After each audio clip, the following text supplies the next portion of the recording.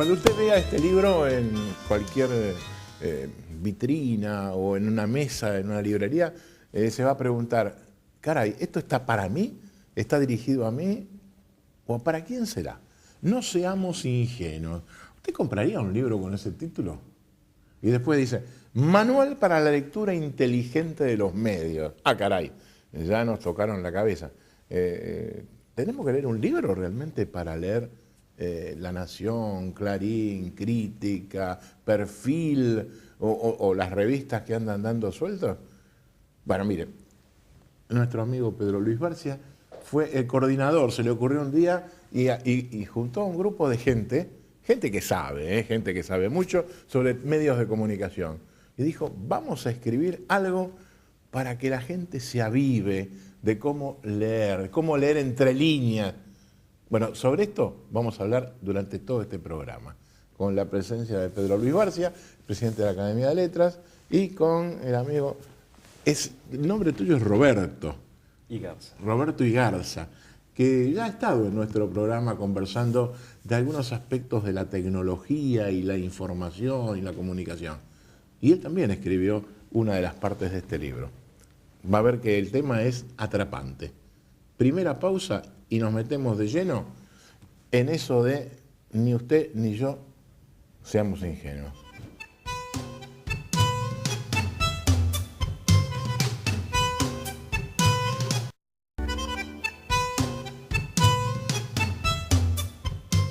Quiero dejar de ser ingenuo, ¿qué hago? Aparte de comprar el libro. Has empezado tarde, Ricardo, necesitas una era geológica y media, porque vos ya estás, digamos, con tus más mente ingenuo. La cuestión es que este libro se iba a llamar Para avivar giles. Cuando le propuse esto a Santillana me dice, pero ese libro no se va a vender más que en la Argentina, porque ese dio lo perfecto del título, con una apelación popular, ¿no?, a lo que es el gilún, el gilastrún, o simplemente el gil en la Argentina. Entonces, el segundo título fue No sea ingenuo, con una apelación al lector. Usted no sea ingenuo, señora. Pero uno de los integrantes de la mesa me dijo, no, vamos a incorporarnos todos porque si no parecemos porteños, vivos por naturaleza. Los demás son los ingenuos. Claro, los ingenuos son nosotros. Ustedes que escribieron ni por asomo. Y como veníamos algunos del interior, caso mío de Entre Ríos, entonces hicimos No seamos ingenuos. Como una invitación general a todos, ¿no? ¿En qué consiste la ingenuidad? En aceptar buenamente y sin ánimo crítico la realidad que se le propone, creyendo que esa, o entendiendo que esa realidad es así de transparente, de clara, de objetiva. El primer problema que se presenta aquí es que la objetividad es una aspiración humana. Yo diría que, para utilizar un verbo de Quevedo, el hombre tantalea, si va como tántalo detrás de las cosas sin alcanzarlas nunca, la objetividad. Y esto dignifica al hombre.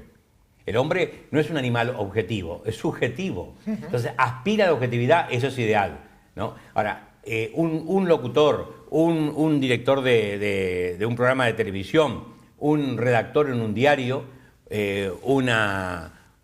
alguien que maneje un blog, nunca llegan a ser objetivos plenos. Por lo tanto, hay que contar con este factor de subjetividad que importa, porque, como aquello que decía Goethe, el mundo es un libro, sí, pero nosotros que leemos el libro, sí, queremos leer el libro del mundo, queremos leer la realidad, pero somos parte también de esa realidad.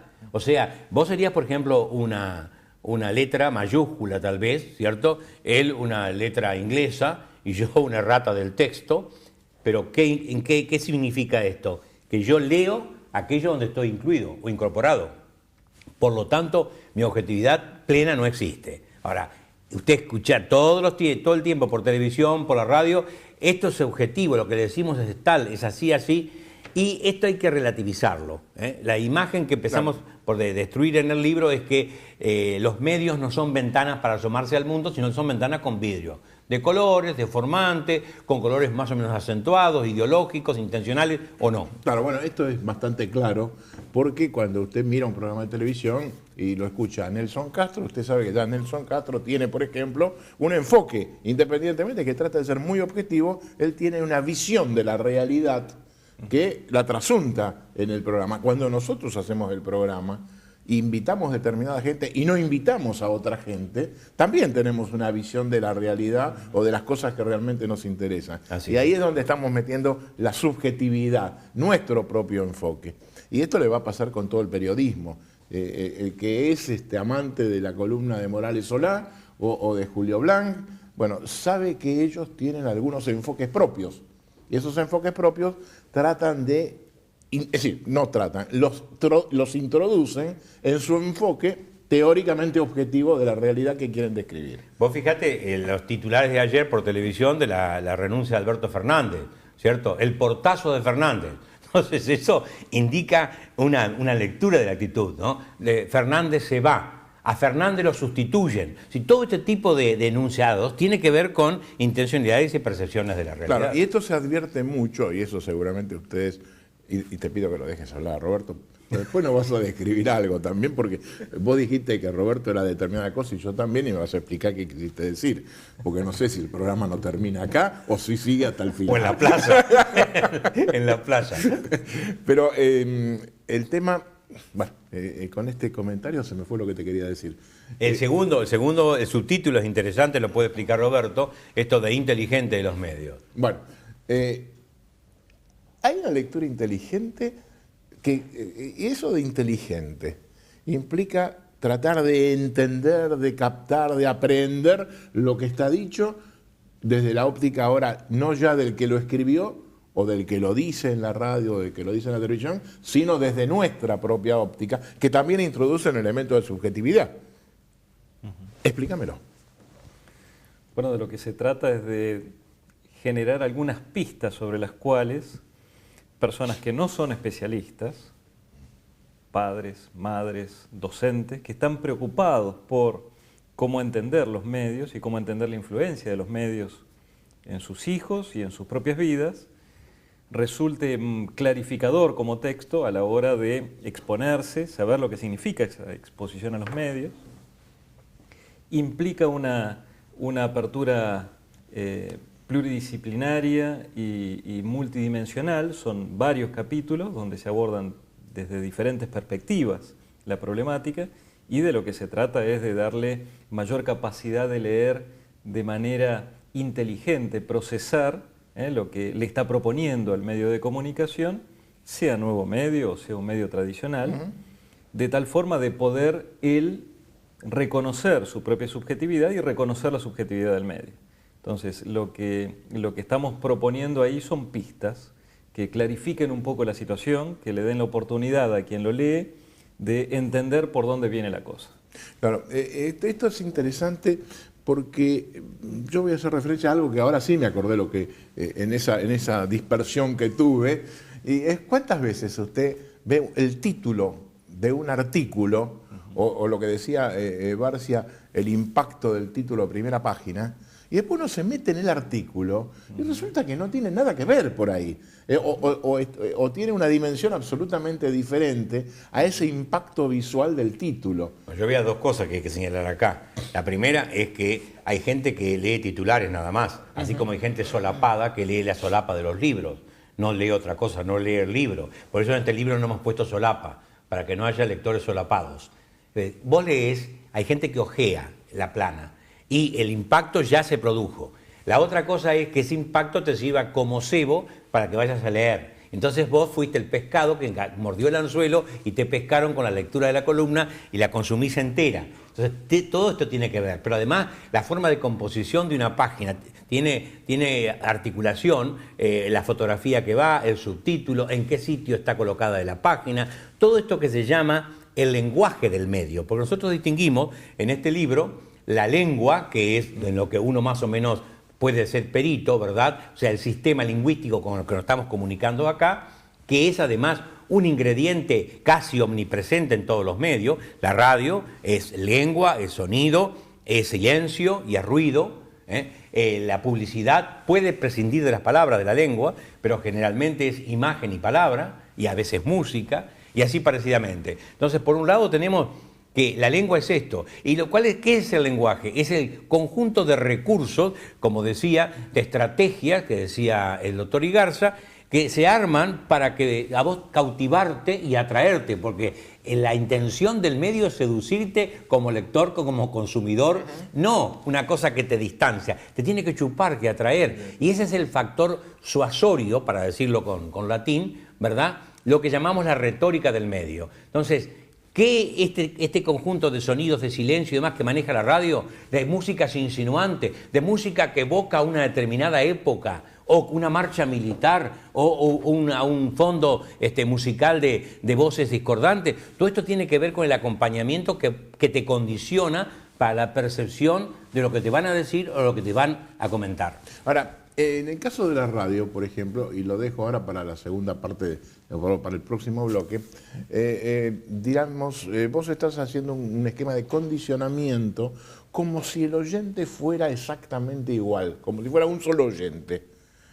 Pero el oyente no es uno.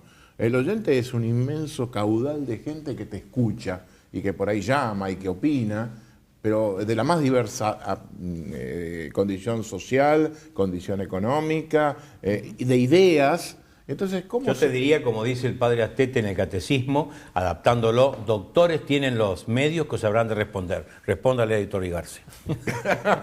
Desviaste la cuestión acá. Yo creo que todos los medios se sustentan en un pacto de lectura que les da continuidad, que hace que la persona que compra hoy ese periódico mañana lo vuelva a comprar, y esa solidez del pacto de lectura es la que está un poquito en tela de juicio desde hace unos años. Hay una cierta crisis de credibilidad en los medios en general, respecto de los medios en general, que se acentúa, lo podemos ver luego, con los nuevos medios, donde evidentemente el problema se agrava. Don Roberto, pero mi reflexión era hacia la radio fundamentalmente, porque efectivamente el que compra La Nación ya tiene un esquema muy similar porque quiere encontrar lo que él piensa. Sí. Generalmente, ¿no es cierto? Pero yo creo que con la radio sucede algo similar. Ajá. Mire, hay tanta lealtad al conductor que nos lleva de las 6 a las 9 todas las mañanas, que me acompaña. Magdalena Tempranísimo, Víctor Hugo Morales, claro. Rock and Pop. Eso sigue siendo un pacto de fidelidad consecuente, donde nos interesa porque se reúnen allí una serie de comentarios y opiniones que son que se alinean muy bien con mi matriz cultural, ideológica, con mi experiencia de vida, con mi forma de ver la realidad. Y ese pacto de lectura me parece que se comparte independientemente del medio, del género, del formato. Yo adhiero a ese medio, que puede ser radio, que puede ser televisión o puede ser prensa gráfica. Ahora, lo que vos decías contiene otro problemita, y que es si la emisión de un mensaje es recibida igual por todos. A eso iba vos con el primer planteo. Pero espera. Hacemos el breve corte porque esta explicación va a ser larga y además creo que va a ser discutida. Porque es mía. Volvemos enseguida.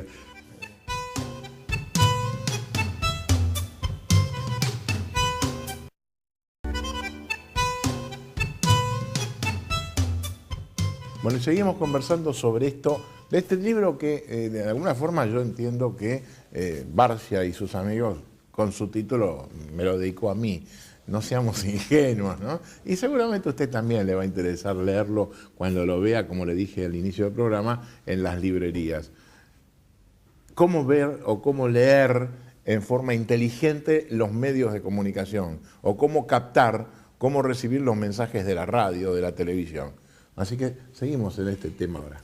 Casualmente, a propósito de adjetivo inteligente, habría que entender de entrada que nosotros nos referimos a él en un sentido etimológico primero, es decir, inte lectum, leer adentro, inte, leer adentro. ¿Qué significa leer adentro? No quedarse con la apariencia, con la costa de la realidad, penetrar al sentido oculto, o como dice el judío medieval Pedro Alfonso, un hombre tan claro, el seso, no el sexo, También tenemos que puesto sexo para que tuviera más lectores, pero no, el seso oculto en el texto. Esto es lo que hay que advertir. Sí. No comprar la fachada. ¿Qué es lo que en definitiva me quieren meter? Correcto. Este es el punto, ¿no es cierto? Hay teorías sobre eso, hay distintas teorías. La teoría que vos recién comentabas de la aguja hipodérmica, ¿cierto? Es una teoría clara donde a vos en la terapéutica te suministran 2 centímetros, tiene determinado efecto, 4 centímetros, y el organismo reacciona a los centímetros calculados, como si un mensaje llegara por igual a todos por el hecho de que vos lo mandás con tal intencionalidad. Bueno, justamente cuando planteaba en el bloque anterior que el público es muy diverso, claro, y el artículo tiene 30 líneas, o el mensaje que me está mandando un periodista tiene 20 minutos o media hora, o me larga una frase durante 5 minutos, me machaca con este tema, evidentemente lo estamos escuchando gente de la muy diversa formación. Si además vos te levantás a la mañana, por ejemplo, y escuchás una radio, que si está dentro de un conjunto de multimedia, ¿cierto? Esa radio te anuncia una noticia que la televisión a mediodía te la amplía y te la ratifica, y la radio de la tarde vuelve sobre la misma.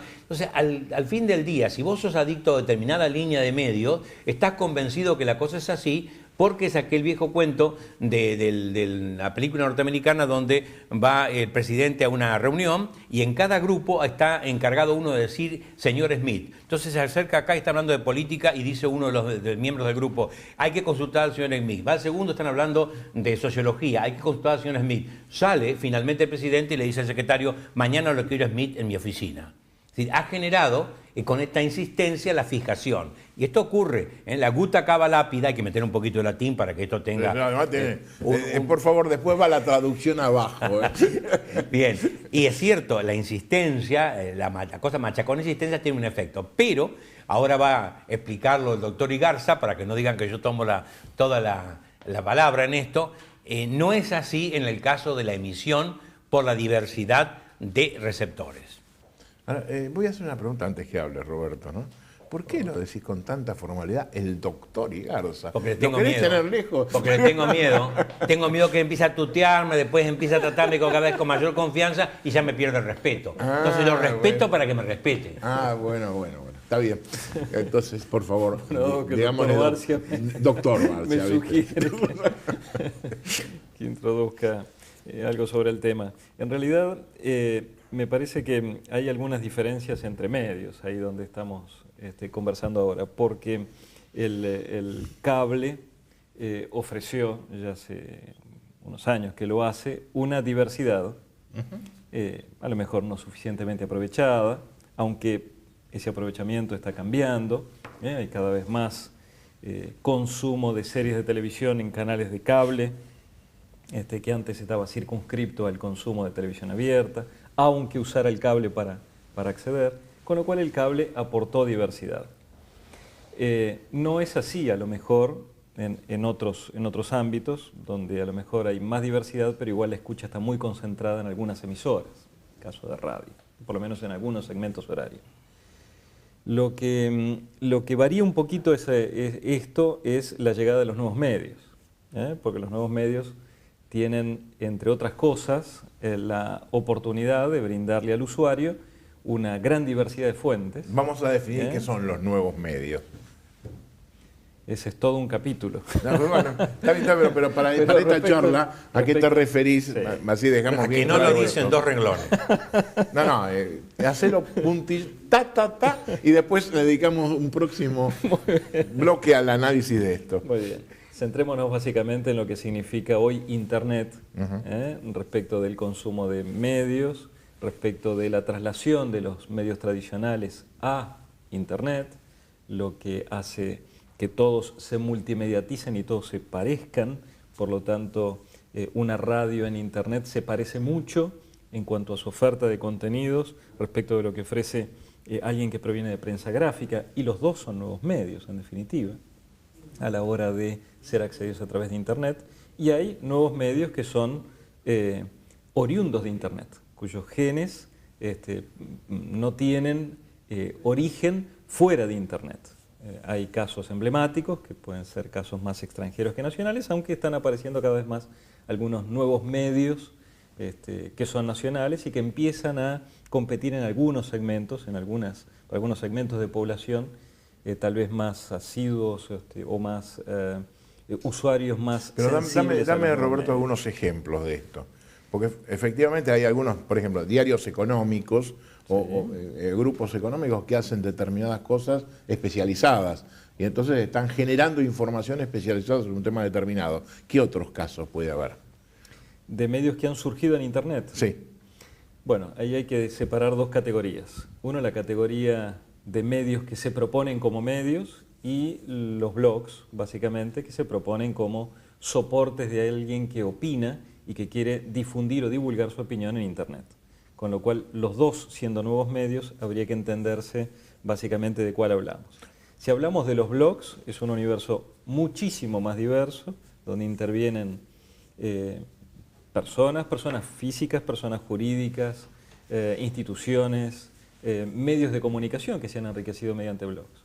Cuando hablamos de medios que han nacido con vocación de ganar dinero o de proveer institucionalmente mensajes corporativos, institucionales, mediáticos, pero que su misión principal es proveer de contenidos informativos o ficcionales. Hay un caso aquí en la Argentina que está proveyendo contenidos ficcionales exclusivamente en Internet, con lo cual hay cada vez más de esos medios.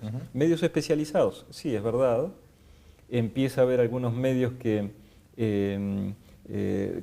convocan audiencias extraordinarias. Hay un medio coreano, de Corea del Sur, que es muy leído en inglés, que tiene algo así como 3 millones de lectores cotidianamente en promedio de los 7 días a la semana, que es producido por unos 40 periodistas, 42 periodistas tenía hace un par de meses, y unas 2.000 personas que, próximos a los eventos que acontecen en un barrio, en una ciudad, producen la noticia no siendo periodistas profesionales.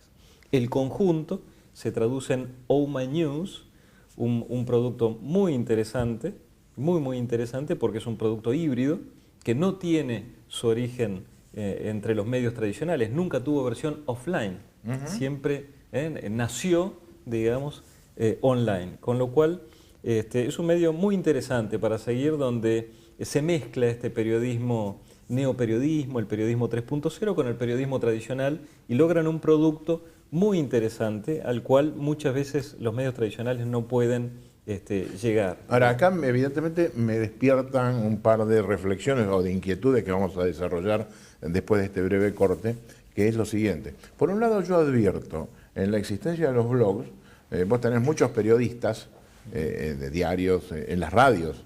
Generalmente uno escucha cualquier programa de radio y entonces el periodista político dice, y en mi blog, y le hacen leer lo que escribió a la mañana temprano porque no le alcanza el espacio para decir todo lo que quiere, por un lado.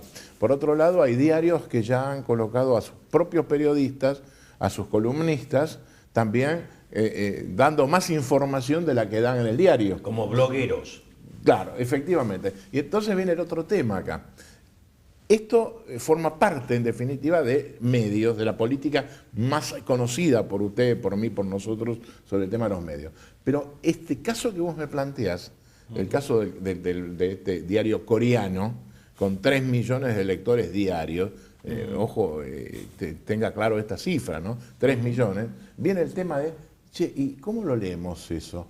¿Cómo aplicamos esto de no seamos ingenuos para leer este diario? Dejo el interrogante, volvemos.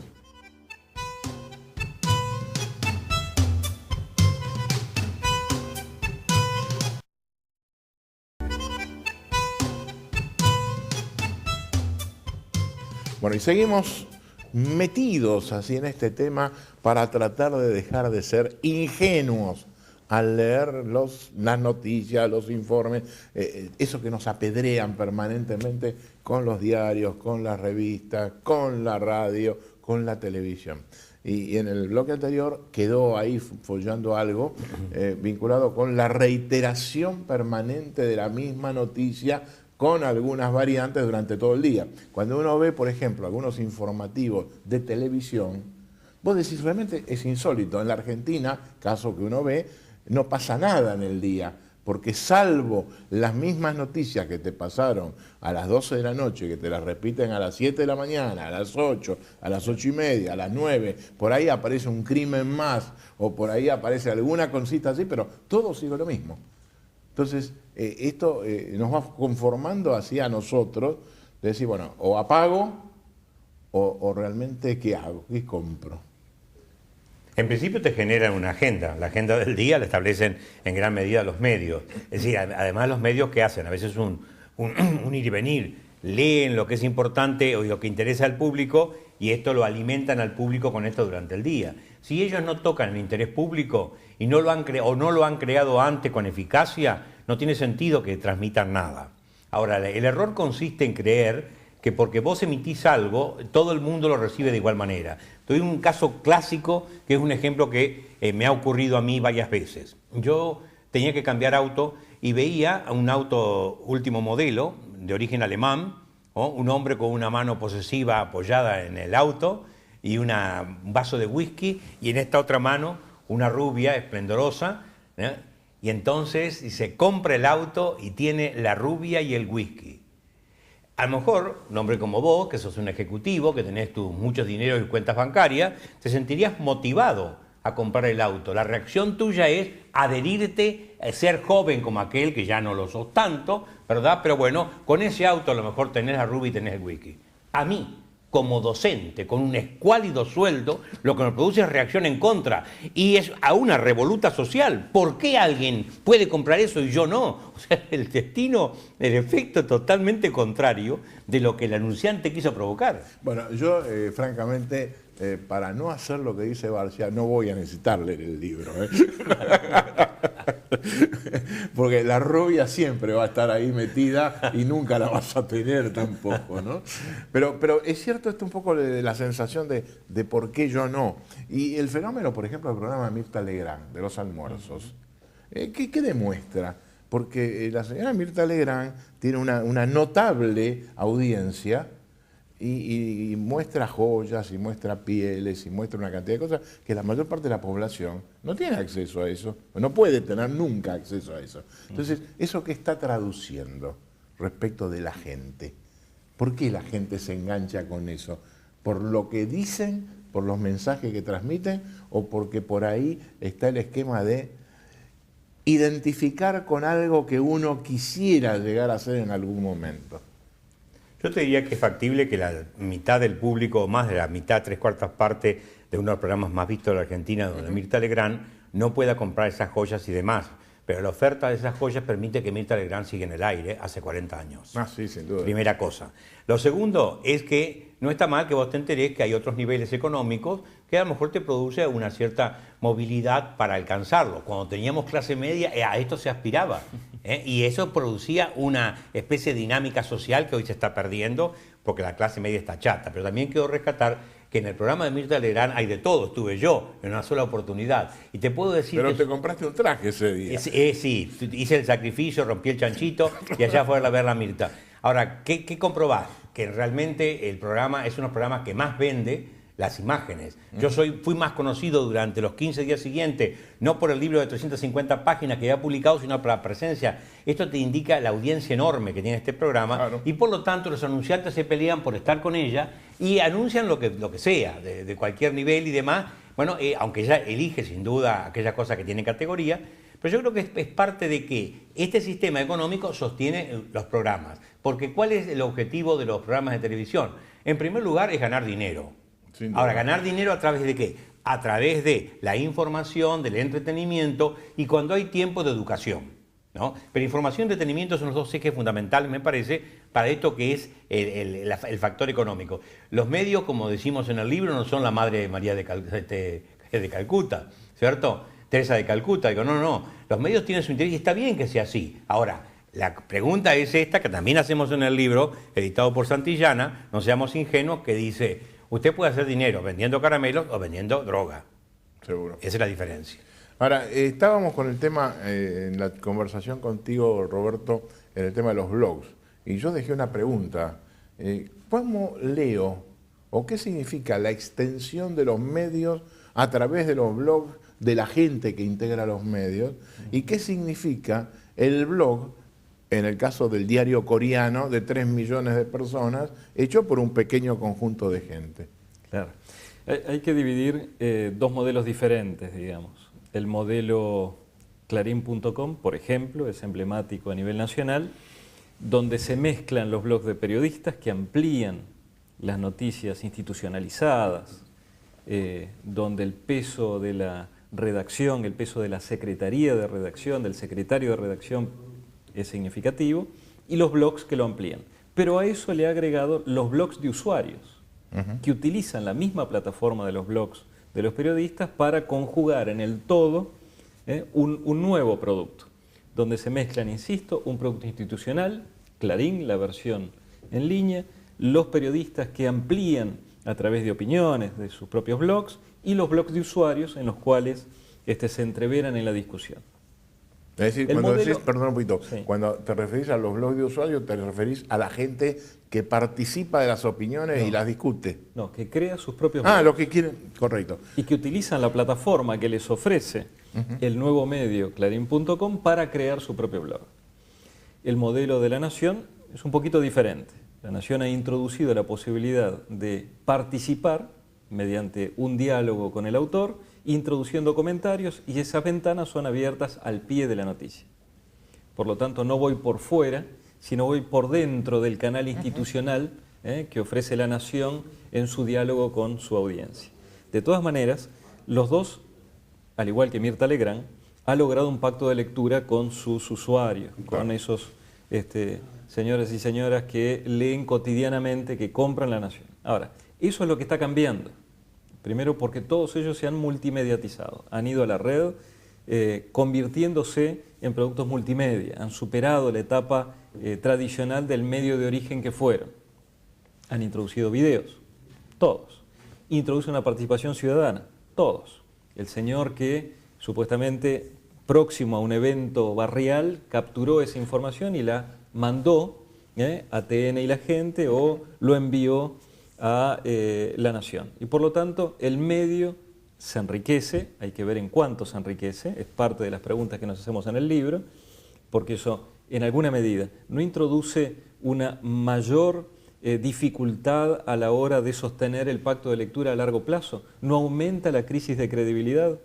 ¿Cómo podemos hacer para estar seguros de que la foto y el video que capturó ese señor no ha sido manipulada por algún intermediario o por él mismo antes de enviarla? Pero ese es un tema interesante lo que estás planteando. Yo he visto muchas veces el caso de TN, eso que llamás TN y la gente, o se llama así, que te están mandando desde el sur una nevada, te están mandando un choque que el tipo que está ahí lo captó y lo metió rápidamente en televisión. Ahora, ¿por qué decís que eso puede, o analizan si eso puede distorsionar, digamos, la fidelidad respecto del medio? Bueno, primero porque hay una traslación del usuario del papel al en línea. Eso es, yo diría, a la vez inexorable, ineluctable, y casi es un modelo que resulta para el medio tradicional en este momento casi como un camino a recorrer más rápidamente de lo que presupuestaban en el año 2000. De hecho, hay periódicos como el New York Times que ya decidieron que en el 2015 abandonan la versión en papel. Esto es una realidad, ya no es algo que presupuestamos o que pensamos. Sí, está definido que así va a ser. Que así va a ser. Ahora, ir a la red implica competir frente a una oferta muchísimo más diversa. Y esa diversidad lo que trae es una ruptura, más suave, menos suave, podemos discutirla, respecto del pacto de lectura tradicional. Yo compraba y leía solo La Nación. Yo compraba y leía solo Clarín. Ahora llego a la oficina, leo un periódico y el otro, tal vez un tercero.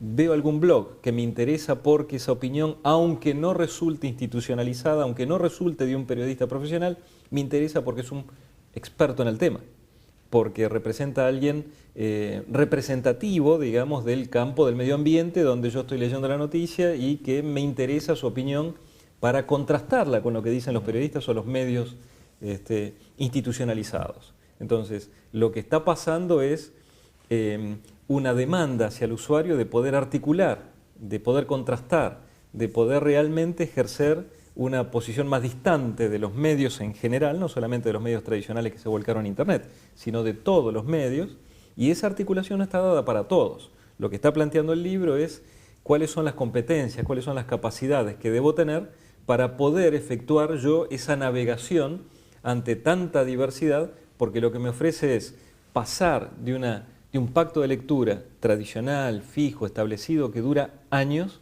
a algo donde yo tengo que ejercer mi libertad. El libre albedrío se ve sometido a esa oferta tan diversa que puede traducirse en una cierta promiscuidad en la lectura de los medios. Y ahí hay una dificultad importante para los jóvenes y los niños, a quienes les pedimos que hagan lo mismo que los adultos, y evidentemente no tienen la capacidad de articular porque no tienen ese pensamiento postformal del adulto. Ellos están todavía en una etapa de formación, la escuela debe todavía seguir trabajando el producto alumno para que en algún momento, junto con la familia, hayan dado un resultado, como resultado de un adulto capaz de articular esas fuentes y hacerse su propia opinión. Ahora, además de esto que de una claridad total, me parece que hay otro aspecto que también me parece que vale la pena evaluar y en el bloque próximo donde terminamos el programa, que se refiere a que estoy ahora con una enorme cantidad de información, mucho más amplia de la que tenía hasta hace un momento, y seguramente va a ser mucho más voluminosa en el futuro. Y entonces, ¿cómo se sitúa la gente para poder apreciar qué hace, qué ve y qué desecha? Yo no sé si a usted le pasa, me pasa a mí. Me llega la cantidad de mails diarios y directamente uno mira quién lo mandó y mira el título y lo desecha, directamente no lo lee, porque ya no hay tiempo. O uno se dedica a estar con la computadora o se dedica a trabajar y entra un poquito a ver algunas cosas. Y este es uno de los grandes dilemas que me parece que hay que ver cómo se resuelve. Última pausa.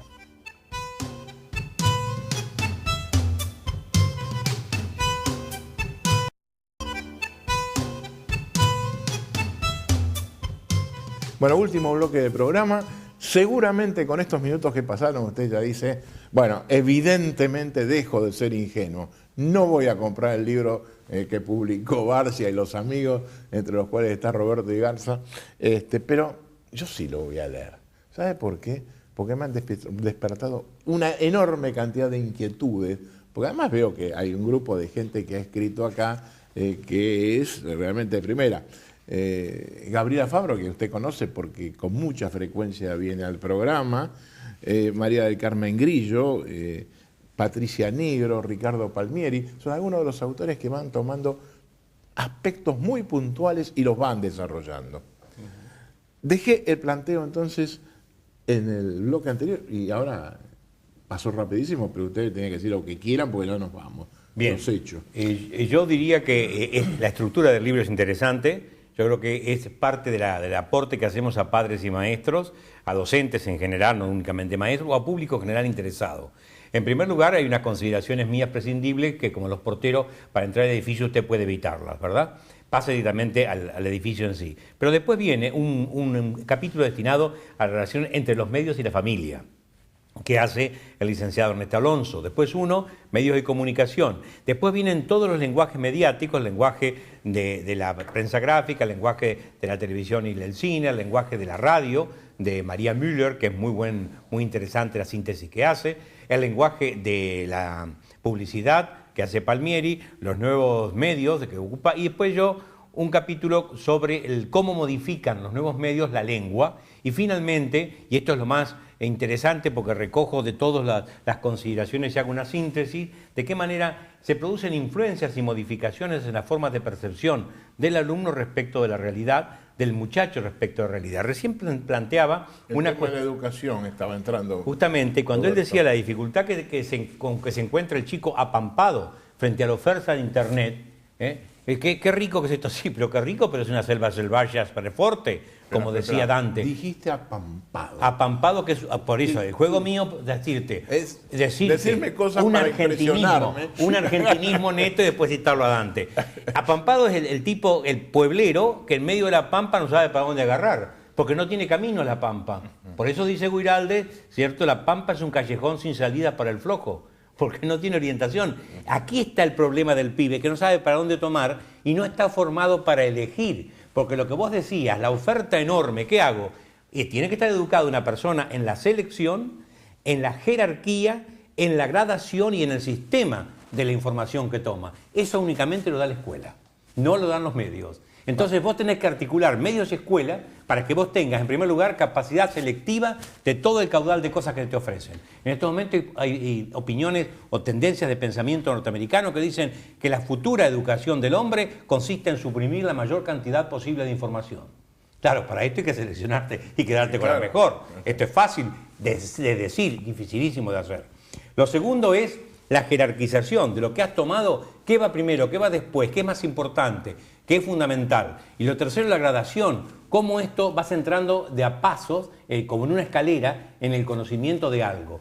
¿Cuál es el problema? Vos te dices navegar por la red, pero el problema básico, los otros días comentábamos también con Roberto esto, en griego, cibernético viene de kyber, significa timón.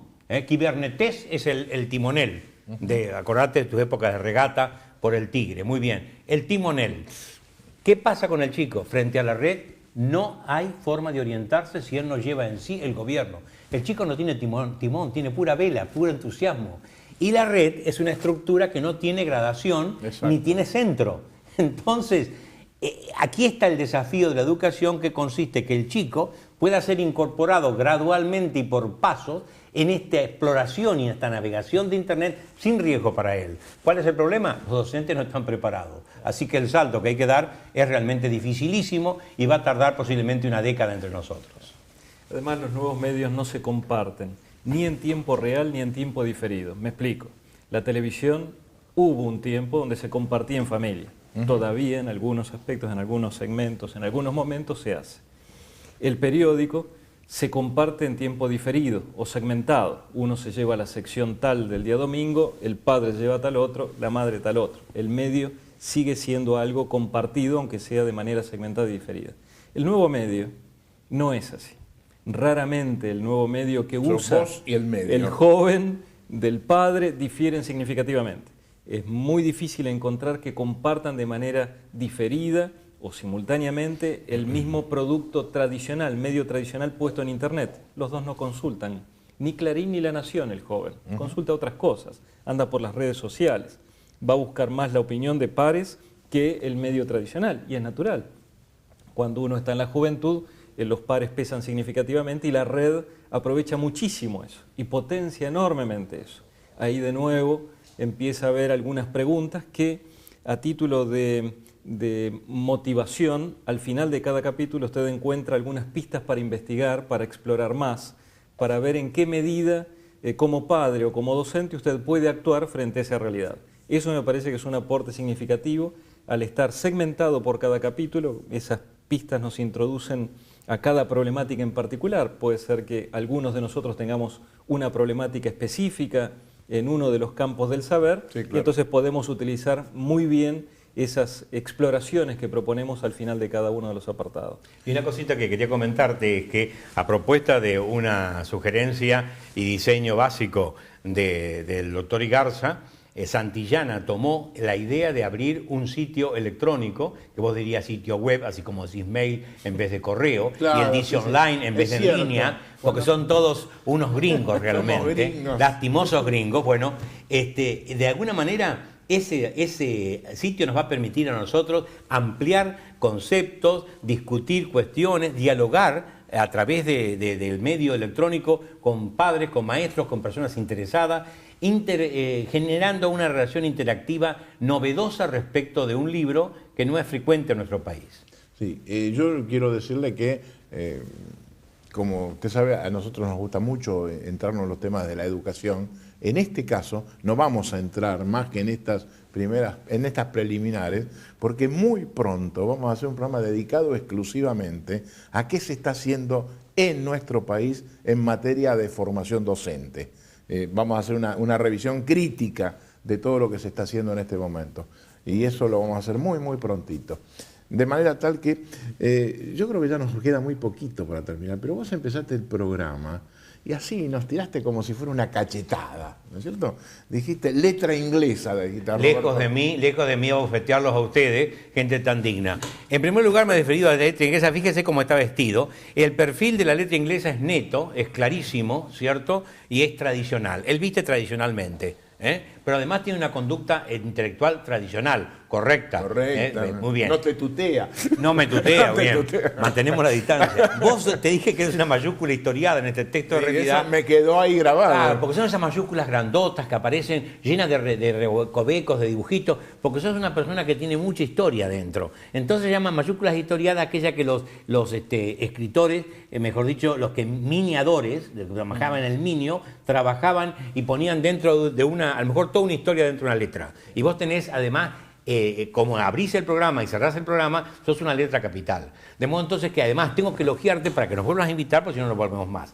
Pero hay otra cuestión fundamental. Esto indica, yo he dicho que soy una rata del texto y eso no me lo tuviste en cuenta. No, porque dije que iba a ser muy grave lo que ibas a decirte. Textum mundi, el texto del mundo, viejo, antiquísimo tópico de la concepción intelectual. El mundo es un texto que viene de los judíos y pasó por Descartes, por Séneca y demás. ¿Qué es el mundo? Un texto que hay que leer. Pero ahí está la dificultad.